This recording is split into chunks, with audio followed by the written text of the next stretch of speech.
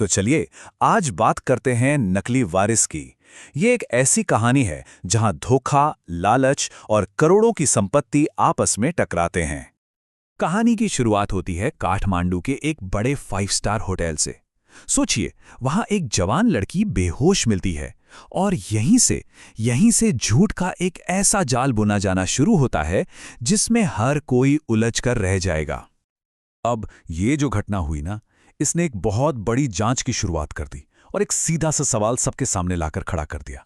आखिर करोड़पति राजा शिव प्रताप सिंह का असली वारिस है कौन? पर क्या सच इतना सीधा साधा है जितना ये सवाल लगता है? इस पूरी कहानी में ना हर किरदार अपने आप में एक पहेली है। तो चलिए मिलते हैं इस पहचान के खेल के कुछ खास किरदारों से। तो देखिए, यहाँ दो दावेदार हैं। एक तरफ है काजल, एक जवान लड़की जो राजा के साथ ही रहती है और दावा करती है कि वो उनकी खोई हुई बेटी है। और फिर दूसरी तरफ है राजेश्वरी। वो पूरे 22 साल बाद अचानक लौट कर आई हैं और कह रही हैं कि असली वारिस उसकी बेटी शीतल है। दोनों की कहानियां मतलब जमीन आसमान का फर्क है। तो अब जो इन्वेस्टिगेटर है सुनील, वो अपनी जांच शुरू करता है और वो सबसे पहले किससे मिलता है? उसी माँ से, राजेश्वरी से, जो इतने सालों बाद लौटी है। यहीं से कहानी का असली राज परत दर परत खुलना शुरू होता है। अब ये जो राजेश्वरी है ना, वो एक जीती जागती कहानी है, एक दर्द भरी कहानी।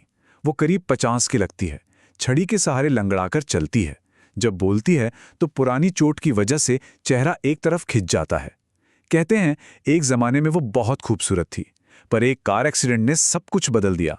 मतलब उसका दर्दनाक अतीत उसके चेहरे और उसकी चाल दोनों में साफ झलकता है। और उसकी हिम्मत देखिए, वो कहती है मुझे परवाह नहीं, एक बार मेरी बेटी मुझसे मिल जाए, फिर चाहे मुझे फांसी क्यों न लग जाए, मैं राजनगर जरूर पहुंचूंगी। ये सिर्फ शब्द नहीं है, ये उसकी बेबसी और हिम्मत दोनों का सबूत है। वो एक भगोड़ी है, पुलिस उसके पीछे है, फिर भी वो अपनी बेटी के हक के लिए अपनी जान दांव पर लगाने को तैयार है। उसके लिए ये लड़ाई सिर्फ पैसों की नहीं, इंसाफ की है। तो अब सुनील फैसला करता है कि वो इस कहानी के सबसे अहम किरदार मतलब राजा शिव प्रताप सिंह से आमने सामने बात करेगा। सच तक पहुंचने के लिए ये टकराव तो जरूरी था। लेकिन राजा साहब तो अपनी बात पर बिल्कुल अड़े हुए हैं। वो सुनील को साफ साफ बता देते हैं कि वो काजल को ही अपनी बेटी मानते हैं और जल्द ही एक ऐसी वसीयत लिखेंगे जिसमें किसी भी और दावेदार को जायदाद से बेदखल कर दिया जाएगा। अब जाहिर है राजेश्वरी के लिए ये एक बहुत बहुत बड़ा झटका था।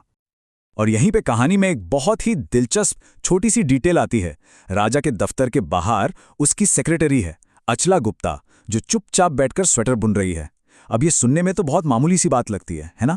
लेकिन इस बात को याद रखिएगा, क्योंकि कभी कभी सबसे बड़े राज ऐसी ही छोटी छोटी मामूली चीजों में छुपे होते हैं। तो एक तरफ वसीयत का ड्रामा चल रहा है, दूसरी तरफ जांच। और जैसे ही लगता है कि शायद अब सच सामने आने वाला है, कहानी में एक ऐसा खूनी मोड़ आता है जो सब कुछ बदल कर रख देता है। देर रात हो चुकी है। सुनील के पास पुलिस कंट्रोल रूम से एक फोन आता है। फोन पर जो आवाज है उसमें घबराहट साफ महसूस हो रही है। और खबर तो ऐसी है जो किसी के भी होश उड़ा दे। राजा शिव प्रताप सिंह की हत्या हो गई है। तो शुरुआती खबर यह है कि राजा साहब के ऑफिस में एक जबरदस्त बम धमाका हुआ है। पहली नजर में तो मामला किसी आतंकी हमले या फिर कोई बड़ी बिजनेस की दुश्मनी का लगता है। लेकिन जब सुनील क्राइम सीन पर पहुंचता है और अपनी जांच शुरू करता है तो उसे कुछ ऐसा नजर आता है जो इस पूरी कहानी का रुख ही मोड़ देता है। ये कोई आम बम धमाका नहीं था, बिल्कुल नहीं। और ये है वो खुलासा जिसने सब कुछ बदल दिया। पता चलता है कि राजा साहब की मौत बम फटने से पहले ही हो चुकी थी। उनके सिर पर एक भारी मूर्ति गिरी थी और बम तो बाद में फटा था। और सबसे बड़ी बात, वो मूर्ति अपने आप नहीं गिरी थी, उसे गिराया गया था। मतलब बम धमाका तो सिर्फ एक दिखावा था, असलियत में ये एक सोची समझी हत्या थी। तो अब सुनील को ये तो पता चल गया है कि बम सिर्फ ध्यान भटकाने का एक तरीका था। अब वो एक एक करके सारी कड़ियों को जोड़ता है ताकि असली कातिल के चेहरे से नकाब हटा सके। और ये गुत्थी सुलझती है 3 स्टेप्स में। पहला स्टेप, सुराग। याद है वो स्वेटर बुनने वाली बात? दीवार में एक छेद को ढकने वाली शॉल से छेड़छाड़ के लिए बुनाई वाली सलाई का इस्तेमाल हुआ था। दूसरा स्टेप, सबूत।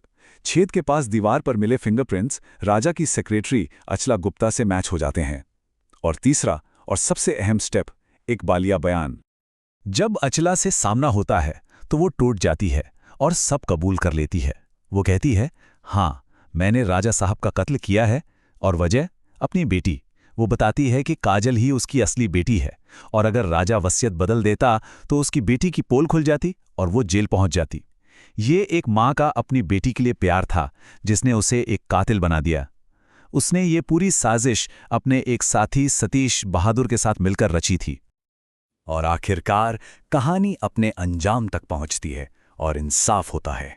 अचला गुप्ता को हत्या के जुर्म में गिरफ्तार कर लिया जाता है।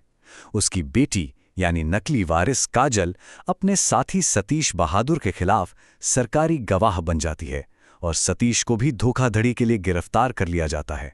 और राजेश्वरी, वो बेगुनाह साबित होती है और अपनी असली बेटी से मिल जाती है। पर रुकिए, कहानी में अभी एक आखिरी मोड़ बाकी है। एक कानूनी पेच सामने आता है। पता चलता है कि राजा शिव प्रताप सिंह ने अपनी पहली पत्नी राजेश्वरी को कभी कानूनी तौर पर तलाक दिया ही नहीं था। इसका मतलब ये कि राजेश्वरी और उसकी बेटी शीतल अब आधी नहीं बल्कि पूरी संपत्ति के 2/3 हिस्से की हकदार हैं। मतलब जितना उन्होंने सोचा था उससे कहीं ज्यादा। तो ये कहानी हमें क्या सिखाती है? यही कि कैसे एक छोटा सा झूठ अपराधों का एक पूरा जाल बुन सकता है। ये हमें सोचने पर मजबूर करती है कि आखिर परिवार और पैसे के लिए इंसान किस हद तक जा सकता है। और सबसे बड़ा सवाल ये छोड़ जाती है कि धोखे की इस दुनिया में क्या सच कभी बिना कोई कीमत चुकाए सामने आ सकता है? सोचिएगा जरूर।